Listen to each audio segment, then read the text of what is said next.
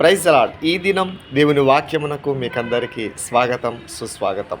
మీకు సమకూర్పు జరగబోతూ ఉంది. మీరు ప్రార్థనలో ఏదైతే దేవునిని అడిగి ఉన్నారో ఆ ప్రత్యేకమైనటువంటి అమౌంట్ మీకు దేవుడు సమకూర్చబోతూ ఉన్నాడు. అది కొన్ని లక్షలు కావచ్చు, వేలు కావచ్చు. ఒక ప్రత్యేకమైన పరిస్థితిలో ఖర్చు పెట్టడానికి మీకు అవసరమైనది ఆ అమౌంట్ని. అంతేకాకుండా మరి అది మీకు సమకూర్చబోతూ ఉన్నాడు. కొంతమంది వ్యక్తుల ద్వారా దేవుడు కార్యము చేయబోతూ ఉన్నాడు. ఇంకా మీకు కావలసినటువంటి, మీకు ఉండడానికి ఒక అద్దె ఇంట్లో ఉంటున్నారు, సొంత ఇల్లు లేదు. దేవుడు ఒక గృహాన్ని సమకూర్చాలని దేవుడు ఆశపడుతూ ఉన్నాడు. దేవుని వాక్యంలో జకర్యా గ్రంథము 14వ అధ్యాయములో ఈ వచనము వ్రాయబడి ఉంది. అంతేకాకుండా నీతో పోరాడుతున్న శత్రువులలో ఒకరికి కల్లోలము జరగబోతూ ఉంది. 2-3 శత్రువులు గుంపులుగా నీ మీద దాడి చేస్తూ ఉన్నారు. ఆ శత్రువులలో కల్లోలం, ఇంటర్నల్ పోరాటం అనేది వారికి జరగడం వల్ల నీ శత్రువులు నీ మీదికి రాకుండా, నీతో వారు యుద్ధం చేయకుండా నీ శత్రువులు వారిగా యుద్ధం చేసుకుంటున్నారు. దాని ద్వారా నీ మీదకు వారు రాకుండా దేవుడు నీకు గొప్ప కార్యము చేయబోతూ ఉన్నాడు. అంతేకాకుండా నీవు దేవునికి ప్రతిష్ఠింపబడ్డ వ్యక్తివి. దేవుడు నిన్ను తన నామముతో ముద్రించి ప్రతిష్ఠించుకున్నట్లుగా మనం దేవుని వాక్యంలో చూస్తూ ఉన్నాం. ఇక మీదట యేసుక్రీస్తు నామములో ఎటువంటి భీతి లేకుండా, ఎటువంటి భయము లేకుండా నీవు జీవించబోతూ ఉన్నావు. నీ కుటుంబము, నీవు ఏ భీతి లేకుండా, ఏ భయము లేకుండా దేవుని కృప వలన నీవు జీవించబోతూ ఉన్నావు.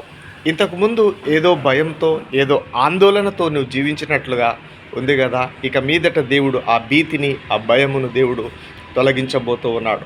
నువ్వు చేసిన ప్రార్థన దేవుడు ఆలకించి ఉన్నాడు. ఆలకించి ఈ కార్యాలు దేవుడు నీకు చేయబోతూ ఉన్నాడు. దేవుడు నీ పక్షమున యుద్ధము చేయబోతూ ఉన్నాడు. సాతాను శక్తులతో, మంత్రశక్తులతో, నీకు విరుద్ధంగా ఉన్న శత్రువులతో యుద్ధము చేయబోతూ ఉన్నాడు. యుద్ధము అంటే చాలా తీవ్రమైన పరిస్థితుల్లో మాత్రమే యుద్ధం చేస్తారు. ఇక దేవుడు యుద్ధం చేయకపోతే నువ్వు రక్షింపబడవు. ఇక దేవుడు యుద్ధము చేయకపోతే నువ్వు మనిషిగా బ్రతికి ఉండడమే కష్టం. అంతగా సాతాను దాడి చేస్తూ ఉన్నాడు. కాబట్టి అటువంటి క్రిటికల్ పరిస్థితుల్లో మనకు శోధనలు, మరణగండాలు, మనం బ్రతికి ఉండలేని పరిస్థితులు, దాడి జరుగుతున్నప్పుడు దేవుడు ఆ శత్రువులతో దేవుడే దిగి యుద్ధము చేస్తూ ఉన్నాడు. నువ్వు ఇంకా రక్షణ అనేది పొందుకోబోతున్నావు, దేవుని కాపుదల పొందుకోబోతున్నావు.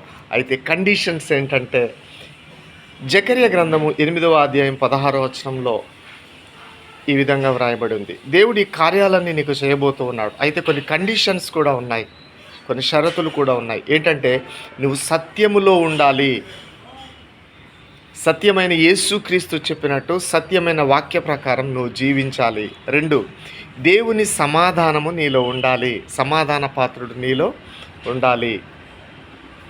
అంతేకాకుండా న్యాయం అనేది చెయ్యాలి. నువ్వు న్యాయం అనేది చేయాలి. ఎవ్వరికి అన్యాయం చేయకుండా నువ్వు ఉండాలి. అప్పుడు నీకు ఈ కార్యాలు జరుగుతాయి. అంతేకాకుండా నీ హృదయంలో దురాలోచన అనేది చేయకూడదు.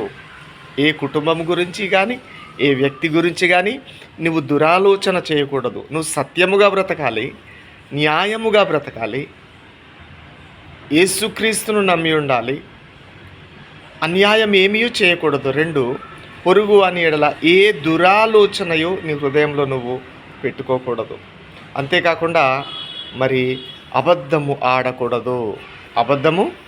ఆడకూడదు, అబద్ధ ప్రమాణం చేయకూడదు అని దేవుడు ఈ వాక్య ద్వారా మనతో మాట్లాడుతున్నాడు. దేవుడైతే ఈ కార్యాలు చేస్తారంటున్నాడు. 1, సమకూర్పు, ఫైనాన్షియల్ సమకూర్పు,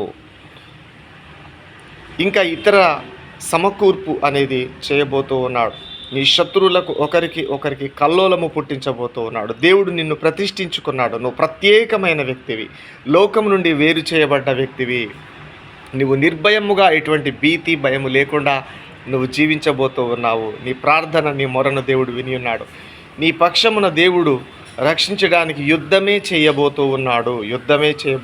అయితే కొన్ని షరతులు. ఒకటి, సత్యంలో నువ్వు ఉండాలి, న్యాయముగా నువ్వు జీవించాలి, సమాధానకరమైనటువంటి జీవితాన్ని నువ్వు జీవించాలి, ఎవరికి అన్యాయం చేయకూడదు, ఎవరి పట్ల దురాలోచన అనేది నువ్వు చేయకూడదు, అబద్ధము ఆడకూడదు, అబద్ధ ప్రమాణము చేయకూడదు. దేవుడి వాక్యము దీవించును గాక.